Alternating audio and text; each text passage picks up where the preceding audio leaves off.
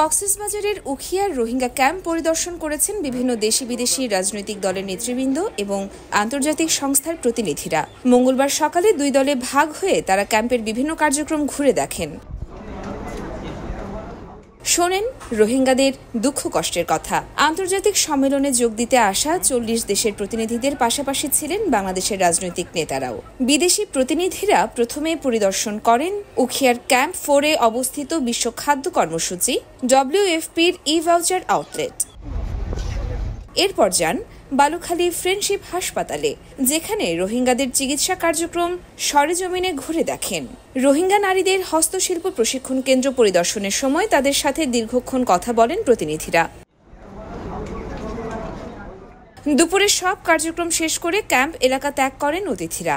এই সফরের মধ্যে শেষ হল কক্সবাজারে আয়োজিত 3 দিনের আন্তর্জাতিক সম্মেলন stakeholders dialogue takeaway to the high level conference on the Rohingya situation, যার মূল লক্ষ্য রোহিঙ্গা সংকটের টেকসই সমাধানে আন্তর্জাতিক সহযোগিতা জোরদার করা। বিশ্বের নজরে থাকা এই রোহিঙ্গা সংকট সমাধানে বাংলাদেশ আবারও আন্তর্জাতিক সহযোগিতার প্রত্যাশা জানালো।